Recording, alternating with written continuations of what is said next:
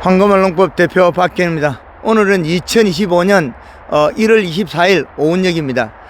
창녕지역의 마늘밭에 나와 있습니다. 곧 봄이 오기 때문에 마늘 잠 깨우기 이전 추비에 대해서 말씀드리고자 합니다.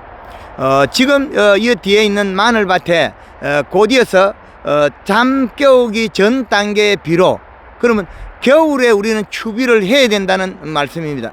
그리고 현재 우리가 비료량을 얼마를 가지고 있어야 되냐, 그런 내용이겠죠. 그래서 지금 단계에서 우리는 겨울에 가뭄에서 골무를 퍼거나 그리고 우리가 그 눈비가 올 때 미리 준비를 해놨다가 겨울에는 항시 이식값을 적정량으로 맞춰줘야 된다. 얼마를 주고 얼마를 해야 되느냐, 골무를 댄다면 골물되기 한 며칠 전에 우리가 놀골에다가 100평당 요소 한 포씩 줘서 아침에 오는 썰이 빨에에서 녹여서 골물을 대서 이식값 올려주는 게 좋다. 그리고 우리가 비가 온다면 눈이 온다면 100평에 최고 땅심이 깊을 때는 밭에 서산이나 밭에 심은 마늘 같은 경우에는 100평에 요소로 3포까지 줘도 이상이 없다는 거죠. 그 땅심이 깊을 때. 그러나 우리가 기본적으로 논이나 이럴 때는 최고 땅심이 깊을 때는 100평에 2포까지 요소 가능합니다. 그러나 우리는 안전하게 재배해서 안전한 농산물 생산해야 되기 때문에 우리가 100평당 1포 정도, 그리고 기계로 뿌릴 때와 손으로 뿌릴 때는 차이는 있습니다. 손으로 뿌리면 모닥모닥되나 기계로 뿌릴 때는 전체가 흩어지기 때문에 많은 양으로 안 보입니다. 그렇기 때문에 큰 장애가 없다. 비가 작게 오더라도. 그렇기 때문에 손으로 뿌릴 때와 기계에 뿌릴 때는 조금 차이가 있습니다. 그리고 100평당 1포를 뿌린다면 지금은 이식값이 3.5가 된다고 춥기 때문에 얼어멀고 영하의 날씨가 아침에는 이루어지기 때문에 큰 장애가 없다는 거죠. 그리고 전 단계에서 지금 이식값이 충분하게 1.5 이상 한 3.5 이하로 맞추는 게 좋다. 그 3.5가 된다고 해서 겨울에는 큰 장애가 없다는 겁니다. 그러나 3.5는 순간적으로 올라가거나 비 오기 전 단계에서 뿌렸을 때 비에 의해서 이식값이 이동하면 된다는 거죠.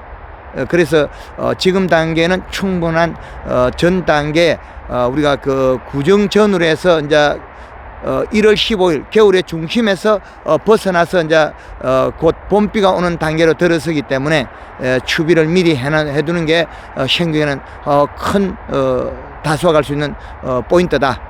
그렇게 말씀드리고, 제가 6월 10날 제주에 들어갔을 때는 눈비가 왔는데 그때는 제주도에서는 마늘이 겨울 잠자고 있었으나 제가 나올 무렵에 대해서는 마늘이 잠이 깨서 성장을 하고 있다. 그래서 마늘 성장에 대한 추비라든지 연변 시비를 하는 방송을 많이 했습니다. 그러나 지금은 창녕 지역에 와 있습니다. 어제는 제주도에서, 오늘은 창녕에서 이런 우리나라의 현실 농업을 많이 정보를 알리고 농업인들이 대풍할 수 있도록 정보를 계속 오픈하고 있습니다. 한번 보겠습니다. 지금 여기에 있는 그 마늘은 수분이 35에서 45%가 제일 좋은데 37.6%입니다. 이 시는 0.91, 온도는 영상 7도 1분입니다. 그런데 여기에서 마늘이 보면 우리가 방제 작업을 아무리 한다고 해서 이런 무름병은 생깁니다. 이 말은 비료가 부족해서 여백을 맺어서 생긴다. 그리고 우리가 모르는 사이에 한 폭씩 녹아 있는데, 이거는 왜 이렇게 생기냐면 여기에서 맺은 여백 물방울이 타고 들어서 이렇게 녹아버립니다. 이렇게 되는 우리가 알지 못하는 사이에 하나씩 죽어 갔다는 거죠. 그리고 겨울에 우리가 이중을 안 씌우고 재배하는 농가들은 이중을 씌우고 많이 자랐을 때 비료량 좋은 거나, 이렇게 겨울에 말랐더라도 다시 추비한 비료 준 양이 같기 때문에 생산량이 같더라는 거죠. 그래서 이중을 안 씌우고 편리하게 합니다. 그러나 종구를 큰 게 심는 농가들이 많습니다. 종구를 크게 심으나 요놈도 지금 장애가 발생하고 있는 겁니다. 그리고 요런 그 폭들이 우리가 모르는 사이에 많이 있습니다.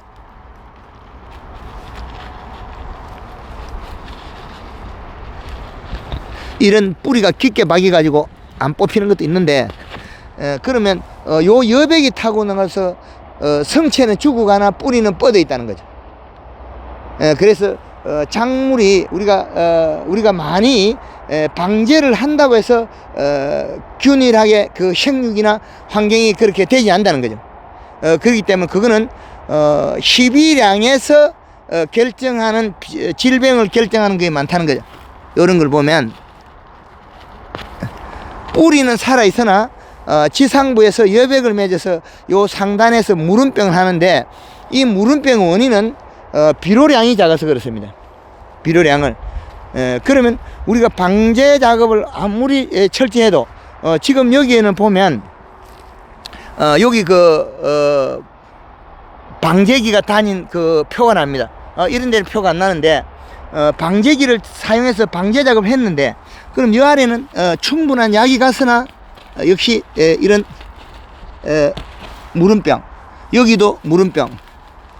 그래서 이게 약으로서 병의 치유가 안 된다는 거죠. 약으로 치료됐다면 우리는 아주 많은 다수화하고 질병에서 벗어났겠죠. 그런데 약보다도 이 시값을, 병이 없는 이 시값은 1.2 이상 1.5를 넘어가야 되고, 겨울에는 3.5가 된다고 큰 해가 없다는 거죠.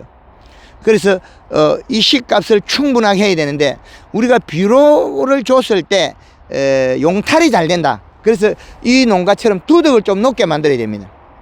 두덕을 높게 만드는 농가들이 마늘을 생산해서 안정적입니다. 그리고 양모리에 이렇게 남겨놓고 배수를 잘 따는 게 좋다. 양 끝에 이런 그 우리가 재배해서 우리가 얼마를 잘할 거냐, 그런 거 상당히 중요합니다. 그리고 종구가 크면 마늘이 큰 거지 다 수확한다는 큰 그 보장은 못 됩니다. 그래서 다 수확을 하려면 겨울 온도를 그 높이기 위해서 이중 부직포를 덮거나 이중 비닐을 덮어서 성장을 하면서 비료를 충분히 이 시값을 맞추면 다 수확하는 게 제일 좋다. 그렇게 또 말씀드릴 수 있고, 지금 현재라면 잠 깨우기 이전 이 시값을 맞춰야 된다. 그래서 비료를 줘야 된다. 100평당 골무를 댈 때는 흙골에다 먼저 비료를 허치가 녹인 상태에서 골무를 대라. 그럼 참 좋다. 논 마를 때에. 그리고 눈비가 올 때는 100평당 최고 많이 뿌릴 때는, 땅심이 깊을 때는, 가무르고 할 때는 100평당 2포 정도, 그렇지 않은데 1포 정도. 그리고 손으로 뿌릴 때는 모닥모닥 떨어지기 때문에 구멍에 비료가 많이 들어가고 비가 작게 올 때 상할 수 있다. 그러나 기계로 뿌릴 때는 100평에 1포 뿌린다고 큰 많이 비료가 흩어졌다가 그래 안 보이기 때문에 이상이 없다. 그렇게 말씀드리겠습니다.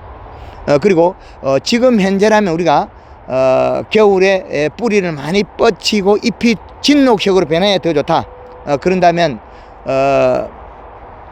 물 500리터에 골드 칼라 2리터에 설탕 3 내지 5kg, 약 한 열흘 이상 한 보름 간격을 한 번씩 살포해 주면 마늘이 진녹색으로 아주 잎이 두텁고 뿌리를 많이 뻗어서 우리가 비료 주는 걸 잘 받아 먹을 수 있다.